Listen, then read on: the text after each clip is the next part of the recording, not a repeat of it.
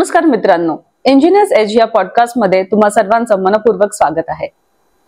या पॉडकास्टमध्ये आम्ही तुमच्या सरळ सोप्या प्रश्नांची उत्तरे देतो, जसे इंजिनिअरिंग म्हणजे काय, त्याची प्रवेश प्रक्रिया काय असते, इंडस्ट्रीमध्ये लागणारे स्किल सेट काय आहे। तर चला मग आज एका वेगळ्या विषयावर आपण बोलूयात। आजचा विषय आहे role of mathematics in problem solving आणि typically in engineering problem solving. याकरिता आपल्यासोबत आज आहे professor Mandar Datar. Hello sir. Sir आपण इंजिनिअरिंग सायन्स डिपार्टमेंट मध्ये बरोबर?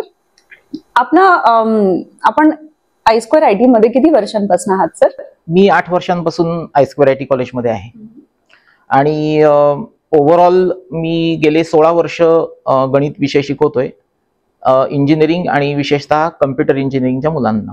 म्हणजे आपण M1, M2, M3 बरोबर आहे। सर आपण जो आता विषय म्हटलात की role of mathematics in problem solving and specifically engineering problem solving, तर मला सगळ्यात पहिले तुमच्याकडनं हे जाणून घ्यायचंय की प्रॉब्लेम सॉल्व्हिंग म्हणजे नेमके काय? तर प्रॉब्लेम सॉल्व्हिंग हा जो विषय आहे हा इंजिनिअरिंग मध्ये प्रामुख्याने अतिशय महत्त्वाचा आहे। याचं कारण असं की जेव्हा इंजिनियर्स होतात त्यावेळेला त्यांच्यासमोर जे खऱ्या आयुष्यातले प्रश्न असतात ते सोडवण्यासाठी त्यांचं नॉलेज त्यांना वापरायचं असतं। त्यामुळे आपल्या आजूबाजूला जी परिस्थिती आहे त्याचं ॲनालिसिस करून नेमका प्रॉब्लेम काय आहे तो जाणून घ्यायचा, त्याची व्याख्या तयार करायची, ज्याला आपण प्रॉब्लेम डेफिनेशन असं म्हणतो। त्याच्यानंतर ह्या प्रॉब्लेमचं ॲनालिसिस करणं, त्याच्यासाठीचे वेगवेगळे पर्याय शोधून काढणं आणि मग चांगल्या पर्यायाची किंवा जो खरंच फिजिबल असा त्याच्यातला सोल्युशन आहे असं शोधून काढून ते सोल्युशन इम्प्लिमेंट कसं करायचं, तर इथपर्यंत इंजिनियर्सचा रोल असतो। त्यामुळे प्रॉब्लेम सॉल्व्हिंग हा सर्व इंजिनिअरिंगच्या ब्रँचेसमध्ये महत्त्वाचा असा एक विषय आहे। मी खूपदा ना मुलांचे आपण ते कधी डिस्कशन करतात तर हे ऐकते स्पेसिफिकली एग्जामच्या वेळेस की ये मॅथ्स मेरा पीछा कब छोडेगा किंवा की आपण हे शिकतो काय। तर मला आता तुमच्याकडनं हे जाणून घ्यायचंय सर की मॅथ्स हा विषय हा इंजिनिअरिंग मध्ये का आलेला आहे? याचं कारण असं आहे की गणित हे ऍक्च्युली इंजिनिअरिंगसाठी एक फाउंडेशन तयार करतं आणि कोणतीही तुम्ही इंजिनिअरिंगची जर शाखा घेतलीत तर त्याच्यामध्ये गणिताचं फाउंडेशन हे अतिशय महत्त्वाचं असतं। किंबहुना आता जो प्रॉब्लेम सॉल्व्हिंग हा जो विषय आपण म्हणतोय तर त्या अनुषंगाने जे फाउंडेशन तुम्ही मॅथमॅटिक्स मधनं तयार करता त्या फाउंडेशनवरतीच पुढे सोल्युशन्स तयार केली जातात आणि मग ती सोल्युशन्स इम्प्लिमेंट होतात। त्यासाठी तुम्हाला मुख्य म्हणजे आपण एखादी इमारत जेव्हा बांधतो तेव्हा त्याचं जे फाउंडेशन आपल्याला असतं तर ते फाउंडेशन जर चांगलं असेल तर मग त्याच्यावरची इमारत नक्कीच चांगली होते। तर हे फाउंडेशन म्हणजे मॅथमॅटिक्स आहे। त्यामुळे मॅथमॅटिक्स हे इंजिनिअरिंगसाठी अत्यंत आवश्यक असं शास्त्र आहे आणि ते प्रत्येक इंजिनियरला येणं अत्यंत गरजेचं आहे। ओके, बरोबर। सर आता मला कळालं की प्रॉब्लेम सॉल्व्हिंग म्हणजे काय आणि मॅथ्स हा विषय हा आपल्यासाठी का गरजेचा आहे हेही कळालं। तर आता मला हे जाणून घ्यायचंय की प्रॉब्लेम सॉल्व्हिंग मध्ये मॅथ्स हा एक्झॅक्टली मॅथ्सचा वापर कसा केला जातो, जर तुम्हाला उदाहरण देता आलं तर खूपच छान। प्रॉब्लेम सॉल्व्हिंग मध्ये गणित वापरलं जातं याची पहिली सुरुवात होते ती म्हणजे गणितानी वेगवेगळी मॉडेल्स तयार केलेली आहेत ज्याला प्रारूप असं म्हणतात आणि ही प्रारूप वेगवेगळ्या प्रकारची आहेत। आता गणित जर तुम्ही पाहिलं तर ते विशेषतः 2 पद्धतीने अभ्यासलं जातं। एक म्हणजे शुद्ध गणित ज्याला प्युअर मॅथमॅटिक्स म्हणतात आणि एक म्हणजे अप्लाइड मॅथमॅटिक्स, तर जे इंजिनिअरिंग मध्ये वापरलं जातं। तर शुद्ध गणितामध्ये बहुतेकदा सगळ्या कन्सेप्टचा अभ्यास केला जातो की ज्या खूपदा ऍबस्ट्रॅक्ट असतात, अशा अमूर्त कल्पनांचा अभ्यास केला जातो। म्हणजे गणिती जो असतो त्याच्या समोर असं कोणतं एक प्रश्न नसतो की त्याच्यासाठी तो काही अभ्यास करत असतो। काही अमूर्त कल्पना असतात आणि त्या अमूर्त कल्पनांचा तो अभ्यास करत असतो। अशा पद्धतीने जो विकास गणिताचा झालेला आहे तो म्हणजे शुद्ध गणित। परंतु जे अप्लाइड मॅथमॅटिक्स आहे तर अप्लाइड मॅथमॅटिक्स मध्ये तुमच्या समोर काहीतरी एक विशिष्ट प्रश्न असतो आणि त्या प्रश्नाचं उत्तर शोधण्यासाठी तुम्ही गणिताचा वापर करत असता। त्यामुळे शुद्ध गणितापेक्षा हे थोडंसं वेगळं आहे आणि याच्यामध्ये तुम्ही प्रत्यक्ष त्याचं ऍप्लिकेशन हे एखाद्या विशिष्ट कामासाठी करत असता. त्यामुळे अशा प्रकारची मॉडेल्स जी शुद्ध गणितात तयार होतात ती मॉडेल्स इंजिनियर्सनी वापरायची असतात. म्हणजे इंजिनियर्सच्या समोर एक सेट ऑफ मॉडेल्स आम्ही ठेवतो. तुमची जी समस्या आहे, म्हणजे आता मी तुम्हाला एक उदाहरण देतो. समजा तुम्हाला एखादी गाडी चालती आहे, म्हणजे एखादी कार चालती आहे आणि त्या कारचा वेग तुम्हाला काढायचा आहे. तर त्यासाठी तुम्ही काय करता, तर त्या एका विशिष्ट ठिकाणाहून निघालेली कार एका विशिष्ट ठिकाणी किती वेळात पोहोचली हे आपण मेजर करू शकतो. म्हणजे तुम्ही हा जो कारचा वेग आहे हा विथ रिस्पेक्ट टू टाइम आपण मेजर करतो आणि मग हा वेग किती वेळा, म्हणजे ऍक्सिलरेशन किती होतं, व्हेलॉसिटी किती होती, अशा ज्या काही फिजिकल त्याच्यातल्या कल्पना आहेत या तुम्ही गणितामधलं जे डिफरन्शियल इक्वेशनचं मॉडेल आहे ते वापरून तुम्ही त्याचा अभ्यास करू शकता. किंवा अगदी साधं उदाहरण द्यायचं तर समजा आपण मॉलमध्ये गेलो आणि मी समजा काही संत्री विकत घेतली आणि काही सफरचंद विकत घेतली आणि माझं बिल झालं समजा 200 रुपये आणि मी 6 संत्री आणि 8 सफरचंद विकत घेतली. तर एका संत्र्याची किंमत किती आणि एका सफरचंदाची किंमत किती, म्हणजे हा अगदी साधा प्रश्न आपण शाळेपासून सोडवत आलेलो आहोत. तर याच्यासाठी गणितामध्ये इक्वेशन्सचं मॉडेल आहे, ज्याला लिनियर इक्वेशन्स म्हणतात. म्हणजे त्याचा वापर करून तुम्ही अशा पद्धतीची गणितं सोडवू शकता. तर वेगवेगळ्या प्रकारची मॉडेल्स रेडी असतात. ती मॉडेल्स पिकअप करणं किंवा ती एक अप्रोप्रिएट मॉडेल उचलणं हे इंजिनियरचं वैशिष्ट्य असतं. म्हणजे जो चांगला प्रॉब्लेम सॉल्व्हर असतो तो चांगल्या अचूक मॉडेलची निवड करतो आणि त्या मॉडेलचा वापर करून पुढे मग तो त्याचे प्रश्न त्या पद्धतीने सोडवण्याचा प्रयत्न करतो. सर, आपल्याकडे आता I2 IT मध्ये 3 ब्रांचेस आहेत, ENTC, IT आणि कम्प्युटर. बरोबर.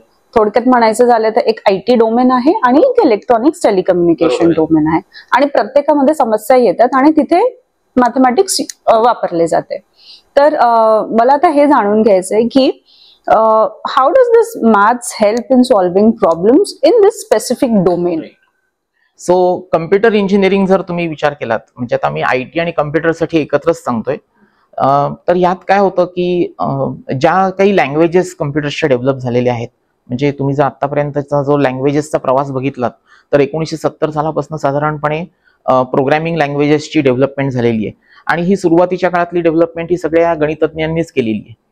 याचं कारण असं की जे लँग्वेजचं जे मॉडेल असतं हे मॉडेल पण एक प्रकारचं मॅथमॅटिकल मॉडेल आहे किंवा कंपायलर तयार करण्याचं जे मॉडेल आहे हे पण एक प्रकारचं मॅथमॅटिकल मॉडेल आहे.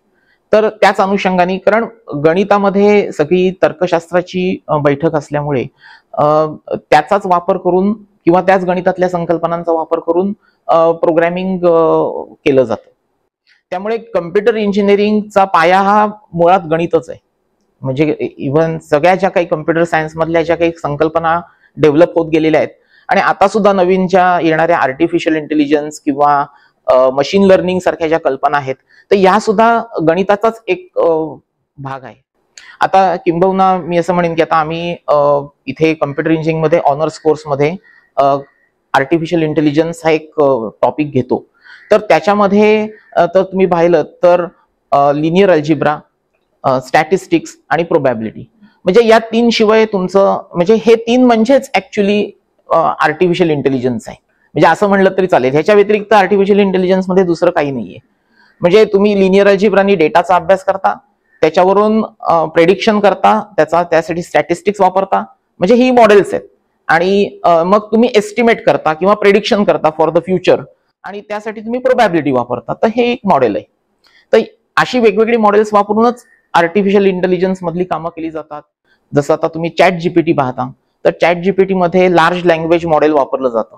तर हे लार्ज लँग्वेज मॉडेल हे गणितामधनंच आलेलं आहे किंवा नॅचरल लँग्वेज प्रोसेसिंग हा जो पार्ट आहे तो हा गणितामधनंच आलेला आहे आणि त्यासाठीची मॉडेल्स गणिताकडे रेडी आहेत. तर ती इंजिनियर्सनी ती वापरावीत आणि आपले रिझल्ट्स जे असतात ते पुन्हा तुम्ही तपासून पाहावेत. जर ते आपल्याला योग्य वाटले तर ठीक आहे, नाही योग्य वाटले तर मग आपल्याला ह्या मॉडेल्समध्ये चेंज करता येतो किंवा त्याचं ट्युनिंग करता येतं. आणि हे ट्युनिंग एकदा झालं की मग अशा प्रकारची मॉडेल्स ही पुढे तुमचे नवीन नवीन समस्या सोडवण्यासाठी उपयुक्त ठरू शकतात. तुम्ही आता ट्युनिंग म्हटलात, हे ट्युनिंग एक्झॅक्टली काय असतं? हा ट्युनिंग हा जो प्रकार आहे ना, ह्याला गणितामध्ये ऑप्टिमायझेशन असं म्हणतात. तर गणितामध्ये ऑप्टिमायझेशनच्या वेगवेगळ्या टेक्निक्स आहेत आणि ह्या टेक्निक्सचा वापर करून म्हणजे आता समजा की मला एखाद्या समस्येसाठी, एखादा प्रॉब्लेम सॉल्व्ह करण्यासाठी मी कम्प्युटर इंजिनियर आहे असं समजा, आणि मी एक अल्गोरिदम तयार केलेला आहे, बरोबर आहे. अशी कल्पना करा की माझ्यासारखाच माझ्याबरोबर एक कलिग आहे, त्यांनी सुद्धा त्याच समस्या सोडवण्यासाठी एक वेगळ्या प्रकारचा अल्गोरिदम तयार केलेला आहे. असं होऊ शकतं, कारण एका समस्येसाठी तुम्ही 2-3 वेगवेगळ्या मार्गांनी प्रयत्न करू शकता. मग आता कोणाचा अल्गोरिदम हा जास्त चांगला आहे, मग हे चांगलं ठरवणार कसं? तर त्यासाठी काही पॅरामीटर्स असतात. म्हणजे उदाहरणार्थ, तुम्ही कमी वेळेमध्ये उत्तर देऊ शकताय का, किंवा तुम्ही जे उत्तर देण्यासाठी जी कम्प्युटरची जागा वापरताय, म्हणजे जी स्पेस वापरताय, तर ती स्पेस किती कमी वापरताय. कारण आज आता तुम्ही पाहाल की सगळं क्लाउड कम्प्युटिंग मध्ये आपण कन्वर्ट होतोय, तर तिथे स्पेस हा खूप मोठा इश्यू असतो. त्यामुळे तुम्ही कमीत कमी जागेमध्ये तुमचा अल्गोरिदम वर्क करतोय आणि त्यांनी तुम्हाला तेच उत्तर अचूकपणे मिळतंय. मग अशी कंपॅरिझन करण्यासाठी तुम्हाला मॅथमॅटिक्सच्या फंक्शन्सचा वापर करता येतो आणि या फंक्शन्सचं ऑप्टिमायझेशन करता येतं, आणि ते ऑप्टिमायझेशन करून तुम्ही तुमचा अल्गोरिदम जास्तीत जास्त चांगला आणि तो कमी वेळेमध्ये आणि अचूकपणे उत्तर देणारा तयार करू शकता. तर ह्या ऑप्टिमायझेशन टेक्निक्स या मॅथमॅटिक्स मध्ये डेव्हलप झालेल्या आहेत ऑलरेडी. तर त्याचा वापर आपण करू शकतो. थोडक्यात तर जे आपण प्रोसेसिंग टाइम म्हणतो, हा, सो ही प्रोसेसिंग टाइम कोणत्या अल्गोरिदमला सगळ्यात कमी लागते हे आपण बघतो. अगदी बरोबर. आता तुम्ही हे सांगितलं आम्हाला कम्प्युटरशी रिलेटेड, आता तसंच आम्हाला ENTC बद्दल सांगाल? आता इलेक्ट्रॉनिक्स आणि जी टेलिकम्युनिकेशन ब्रँच आहे, तर त्यामध्ये मुख्यतः आपल्याला डिफरन्शियल इक्वेशन्स हा पार्ट खूप मोठ्या प्रमाणात लागतो.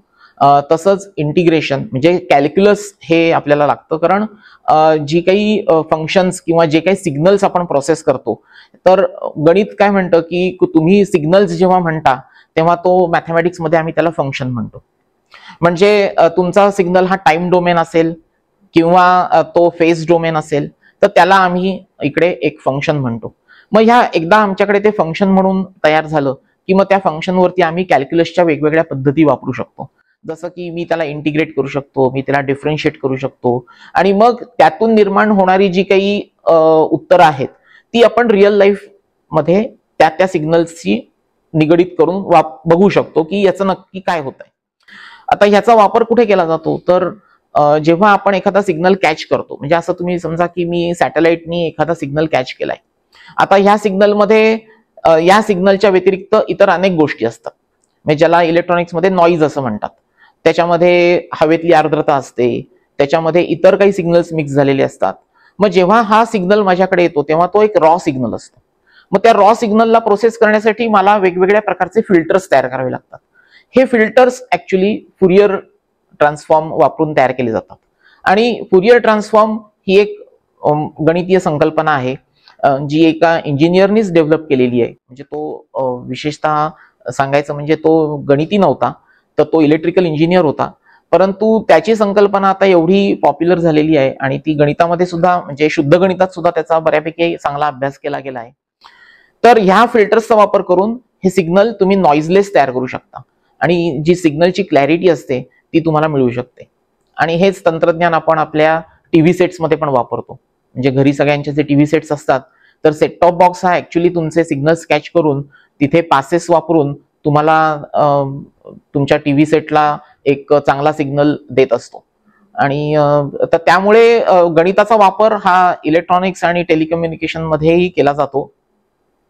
जसं मी म्हणलं की गणित तुम्हाला या पद्धतीची एक फाउंडेशन लेवल तयार करून देतं, आणि त्या फाउंडेशनवरती मग तुमचं काम असतं की तुम्ही वेगवेगळ्या प्रकारचे तुमचे जे काही ऑब्झर्वेशन्स आहेत त्याचा वापर करून मग त्या फाउंडेशनवरती तुम्ही हळूहळू इमारत बांधून त्या समस्येचं उत्तर शोधायचा प्रयत्न करायचा. तुम्ही आता फुरियर ट्रान्सफॉर्म बोललात, this reminds me of my second year and third year. Laplace transform असतं, फुरियर ट्रान्सफॉर्म असतं, पण त्यावेळेस कसं की पुस्तक आहे, पुस्तक हे सम आहे आणि आपल्याला हे सॉल्व्ह करायचंय. त्यावेळेस एवढा विचार नाही करत. पण जेव्हा मी पोस्ट ग्रॅज्युएशनला आले आणि तेव्हा त्या रिसर्च डोमेन मध्ये कम्प्रेसिव्ह सेन्सिंग होतं ते, त्याच्यामध्ये हे सगळं पुन्हा वापरलं आणि मग लक्षात आलं, अरे आपण त्यावेळेस जास्त लक्ष द्यायला हवं होतं, म्हणजे हे आत्ता सोपं झालं असतं आपल्याला.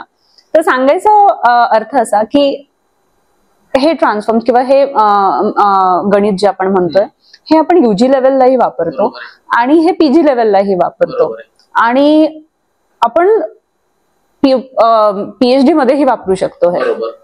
तर थोडक्यात म्हणायचं की रिसर्च फील्ड मध्ये आपण हे वापरतो. तर मला तुमच्याकडनं आता हे जाणून घ्यायचंय सर की मॅथमॅटिक्स हे रिसर्च फील्ड मध्ये कसं उपयोगात येतं. आता मी तुमच्या तुम्ही जे ऑब्झर्वेशन तुमचं आहे ना त्याच्याशीच थोडंसं रिलेट करतो आधी, की काय होतं की ज्या वेळेला अंडर ग्रॅज्युएट लेव्हलला गणित शिकवलं जातं, म्हणजे तुम्ही 11वी-12वी पासून आपण असं धरूया की 11वी-12वीला तुमचं एक थोडंसं फाउंडेशन तयार होतं की जिथे तुम्ही कॅल्क्युलस शिकता, थोडा प्रमाणात अल्जिब्रा शिकता आणि पुढे मग जसं ही मुलं इंजिनिअरिंगला येतात तर इंजिनिअरिंगला त्यांना फर्स्ट इयर आणि सेकंड इयर मध्ये गणित आहे. हे गणित जास्ती करून सगळ्या गोष्टींची ओळख करून देणारं गणित आहे. म्हणजे इथे प्रत्येक विषय खूप डीप मध्ये गेलेला नसतो. तर त्यांना फक्त एक म्हणजे दरवाजापर्यंत नेलं जातं की ही तुमची ब्रांच आहे आणि ह्याच्यामध्ये समजा असं उदाहरण द्यायचं म्हटलं की लिनियर अल्जिब्रा आहे. तर लिनियर अल्जिब्रा काय आहे आणि त्याचे कन्स्ट्रक्ट्स काय आहेत, बेसिक कन्स्ट्रक्ट्स काय आहेत, हे तिथे शिकवले जातात. ज्या वेळेला ही मुलं BE होतात किंवा BE ला जेव्हा त्यांना कोणी डेटा सायन्स घेतं किंवा कोणी त्याच्यात वेगळं करिअर करतं, तर त्यावेळेला त्यांना परत हे रिव्हिजिट करावं लागतं. कारण त्यांच्याशिवाय त्यांचं पुढे जाऊ शकत नाहीत. कारण म्हणजे मी जसं म्हणलं लिनियर अल्जिब्रा आणि हे खूप इम्पॉर्टंट आहे. तर मग त्यांना ते पुन्हा रिव्हिजिट करावं लागतं त्यासाठी. आणि गणिताची एक खासियत अशी आहे की तुम्ही जेव्हा कोणताही गणित वापरता तेव्हा तुम्ही पहिल्या इयत्तेत शिकल्यापासून, म्हणजे पहिल्या फर्स्ट स्टँडर्ड मध्ये शिकल्यापासून ते तुमच्या MSc पर्यंत जेवढं काही तुम्ही शिकलाय ते सगळं तुम्हाला कधीही वापरावं लागतं. म्हणजे तुम्ही असं विसरून चालत नाही मागचं. तर हा एक गणिताची खासियत आहे. दुसरा तुमचा प्रश्न जो रिसर्च रिलेटेड होता, तर आता कसं होतं की रिसर्च मध्ये प्रामुख्याने जेव्हा तुम्ही एखादा क्वांटिटेटिव्ह रिसर्च करता, म्हणजे क्वांटिटेटिव्ह मेथड्स अप्लाय करता, तर त्यावेळेला त्या बहुतेक वेळेला स्टॅटिस्टिक्स बेस्ड असतात आणि प्रोबॅबिलिस्टिक असतात. दुसरं त्यामुळे तिथे तुम्हाला गणिताची हेल्प घ्यावी लागते. म्हणजे मला असं वाटतंय की बहुधा लँग्वेजेस सोडून इतर जिथं जिथं रिसर्च केला जातो, मग तो मेडिकल सायन्सेस मध्ये असेल, इकॉनॉमिक्स मध्ये असेल, कोणतीही तुम्ही ज्ञानशाखा घ्या की जिथे रिसर्च केला जातो तिथे तिथे गणिताचा वापर हा अनिवार्य आहे. इव्हन आता मी असं पाहिलंय की लँग्वेजेस मध्ये देखील गणित वापरलं जातं. आणि म्हणजे आता फॉर एक्झाम्पल तुम्हाला सांगायचं तर की जसं आता हे ChatGPT वर्क करतंय, तर हे काय येतं, हे लार्ज लँग्वेज मॉडेल्स असतात. म्हणजे ही वेगवेगळ्या पद्धतीचे शब्द एकत्र करून त्याच्यात काय कनेक्शन असू शकेल असं करून ते पुढच्या शब्दाची प्रेडिक्शन्स तयार करतात. म्हणजे मी एक वाक्य जर लिहिलं तर ह्याच्या पुढचं मी काय वाक्य लिहू शकतो हे याचं प्रेडिक्शन तिथं केलं जातं आणि असं ते मॉडेल वर्क होतं. तर हेही ऍक्च्युली एक प्रकारचं मॅथमॅटिकल मॉडेलच आहे. त्यामुळे रिसर्चमध्ये देखील याचा प्रचंड प्रमाणात वापर केला जातो आणि त्याच्यासाठीची जी काही एक बॅकग्राऊंड आहे, म्हणजे तुम्ही शुद्ध गणितात जाऊ नका, पण अप्लाइड मॅथमॅटिक्स तरी प्रत्येकाने अभ्यासणं गरजेचं आहे. आणि त्याचे जे काही आता म्हणजे फॉर एक्झाम्पल त्याच्यामध्ये मला एक पुस्तक आठवतंय, जॉर्ज पॉलिया नावाच्या एका इंजिनियरनी लिहिलेलं पुस्तक आहे, हाऊ टू सॉल्व्ह इट असंच पुस्तकाचं नाव आहे. आणि त्याच्यामध्ये प्रॉब्लेम सॉल्व्हिंग आणि गणिताचा कसा संबंध आहे तर हे अतिशय चांगल्या प्रकारे, तर मला असं रेकमेंड करायचंय की मुलांनी ते पुस्तक जरूर वाचावं आणि त्याचा त्यांना त्यांच्या इंजिनिअरिंग करिअरमध्ये खूप चांगल्या पद्धतीने वापर करता येईल. तुम्ही आता हे मगाशी बोललात सर की प्रेडिक्शन करतो आपण लार्ज लँग्वेज मॉडेल आणि ChatGPTचं उदाहरण दिलं. तसंच आपलं जे सोपं आपण म्हणतो की व्हॉट्सअप आहे, व्हॉट्सअप मध्येही आपल्याला तुम्ही मराठी जरी टाईप शब्द प्रेडिक्ट केले जातात. किंवा तुम्ही जीमेल मध्ये जर तुम्ही एखादा ईमेल लिहायला गेलात तर तुम्ही डिअर म्हणल्यानंतर जो रेसिपियंट असेल त्याचं नाव तिथे घेतलं जातं किंवा ऑटोमॅटिकली स्पेलिंग करेक्शन्स केली जातात, पुढचे शब्द सुचवले जातात. तर ह्या पद्धतीचं हे जे काही प्रेडिक्शन आहे, हा सगळं प्रेडिक्शन हे प्रोबॅबिलिस्टिक असतं. प्रोबॅबिलिटीच्या वापराशिवाय प्रेडिक्शन करता येत नाही. म्हणजे तुम्हाला कोणतंही प्रेडिक्शन करायचं असेल तर तुम्हाला प्रोबॅबिलिटीज हा एकमेव तुमच्याकडे मार्ग आहे. बरोबर. आणि आपण आता एक मुलांसाठी एक पुस्तक सजेस्ट केलं, ठीक आहे. ह्या पुस्तकामध्ये तुम्हाला सगळ्यात आवडती तुमची कॉन्सेप्ट कोणती आहे? यात सगळ्यात आवडती कॉन्सेप्ट आहे की प्रॉब्लेम सॉल्व्हिंग हा बेसिकली आयडिया काय आहे, इंजिनियर्सच्या दृष्टीने प्रॉब्लेम सॉल्व्हिंग आयडिया काय आणि what are the steps to attack a problem. So if you follow those steps तर तुम्ही 100% तो प्रॉब्लेम व्यवस्थितपणे चांगल्या पद्धतीने सॉल्व्ह करू शकता. तर त्यांनी त्या स्टेप्स अतिशय चांगल्या पद्धतीने दिलेल्या आहेत, प्रत्येक ठिकाणी उदाहरणं दिलेली आहेत. आणि ह्याचं अजून एक वैशिष्ट्य म्हणजे की त्याच्यामध्ये एक्सरसाइजेस आहेत. तर ते जर तुम्ही फॉलो केलेत तर तुम्हाला आपोआपच ती सवय आपल्याला लागते की प्रॉब्लेम डेफिनेशन म्हणजे काय असते. तर कोणताही प्रॉब्लेम हा डिफाईन करणं ही एक फार मोठी कला आहे असं मी म्हणतो. म्हणजे ते काही शास्त्र नाहीये, कारण तिथे तुमच्या तर्कशास्त्राचं, तुम्हाला तुमच्या ओव्हरऑल तुमचा जो काही आपण कॉमन सेन्स आहे त्या कॉमन सेन्सचा तुम्हाला तिथे वापर करायचा असतो आणि तो वापर करून तो प्रॉब्लेम एक्झॅक्टली डिफाईन करायचा असतो. बहुतेक वेळेला नक्की प्रश्न काय आहे ना तोच कळत नाही आणि लोक वेगवेगळ्या पद्धतीने त्याचं उत्तर म्हणजे त्याच्या भोवती फिरत बसतात, पण नेमका प्रश्न समजत नाही. जेव्हा तो समजतो तेव्हा त्याचं उत्तर सापडवणं जास्ती सोपं पडतं. तर प्रॉब्लेम डेफिनेशन काय असते, त्याच्यासाठीची सोल्युशन्स कशी तयार केली जातात, मग चांगलं सोल्युशन कसं निवडावं, म्हणजे वेगवेगळी माझ्याकडे जर समजा 10 सोल्युशन्स असतील तर त्यातलं नेमकं चांगलं सोल्युशन कोणतं ते कसं निवडावं याच्या काही टेस्ट आहेत. तर त्या टेस्ट या पुस्तकात खूप चांगल्या पद्धतीने दिलेल्या आहेत. मग हे टेस्ट हे मॅथमॅटिक्सचीच मॅथमॅटिक्सचेच रिलेटेड असतात. आणि काय होतं की गणितामध्ये एक प्रकारची शिस्त असते आणि ती शिस्त काय असते तर ती तर्काची शिस्त आहे. म्हणजे तुम्ही लॉजिकली तुम्हाला कधी लॉजिक सोडून गणित कुठेही जात नाही. त्यामुळे जो काही तर्कशास्त्राचा आधार आहे तो त्या तर्कांनीच विचार केला जातो आणि त्या पद्धतीनेच कोणत्याही गोष्टीकडे बघितलं जातं. त्यामुळे त्याच्या शेवट मुळापर्यंत जाऊन तो प्रश्न सोडवण्याची जी काही पद्धत आहे ती तुम्हाला गणितामधनं मिळते.